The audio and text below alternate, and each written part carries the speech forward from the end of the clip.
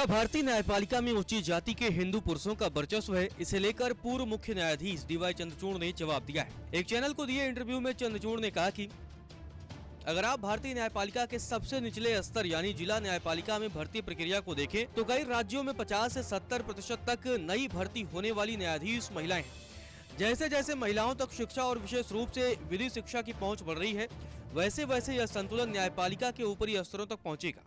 ऐसा नहीं है कि न्यायपालिका में सिर्फ उच्च जातियों का कब्जा है, न्यायपालिका की हाई पोस्ट तक महिलाओं का आना अभी शुरू ही हुआ है। डीवाई चंद्रचूड़ ने अपने पिता और भारत के पूर्व मुख्य न्यायाधीश रहे वाई.वी. चंद्रचूड़ का जिक्र करते हुए कहा कि उनके पिता ने उन्हें सलाह दी थी कि जब तक वे सीजीआई के पद पर हैं तब तक वे अदालत न जाएं। इसीलिए उन्होंने हार्वर्ड लॉ स्कूल में पढ़ाई की और अपने पिता के रिटायर होने के बाद ही अदालत में प्रवेश किया।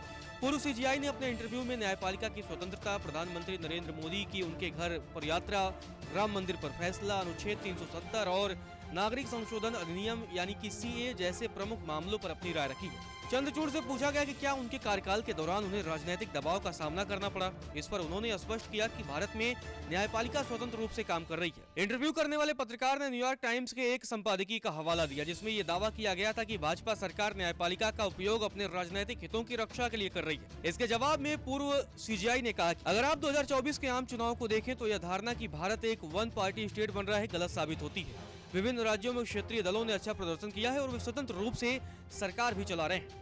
सुप्रीम कोर्ट के पूर्व सीजीआई डीवाई चंद्रचूड़ से पूछा गया कि क्या भारतीय न्यायपालिका राजनीतिक दबाव में काम करती है। उन्होंने इस धारणा को सिरे से खारिज कर दिया और कहा कि सुप्रीम कोर्ट व्यक्तिगत स्वतंत्रता की रक्षा के लिए प्रतिबद्ध है और यही कारण है कि लोगों का उसमें विश्वास बना हुआ है। गुजरात हाईकोर्ट द्वारा राहुल गांधी को सजा देने के मामले का जिक्र करते हुए चंद्रचूड़ ने कहा कि अगर भारतीय न्यायपालिका किसी के दबाव में होती तो सुप्रीम कोर्ट उनकी सजा को निलंबित क्यों करता।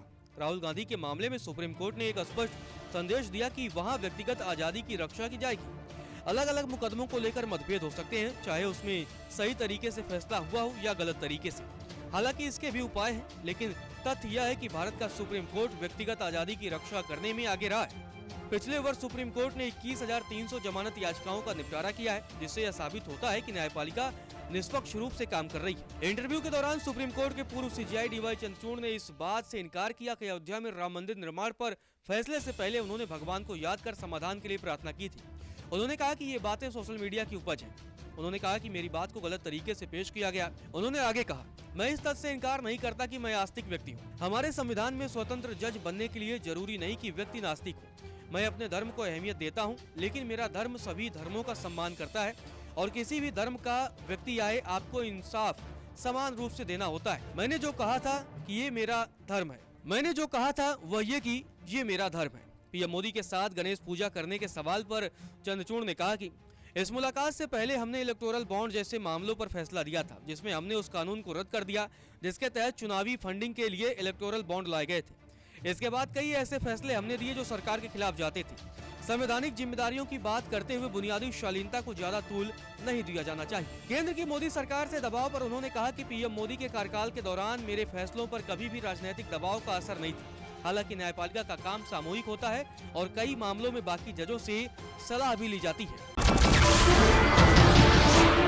नमस्कार, मैं हूं मानक गुप्ता।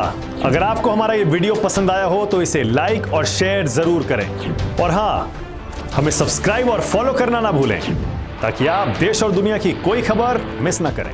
तो जुड़े रहिए हमारे साथ और देखते रहिए न्यूज़ 24।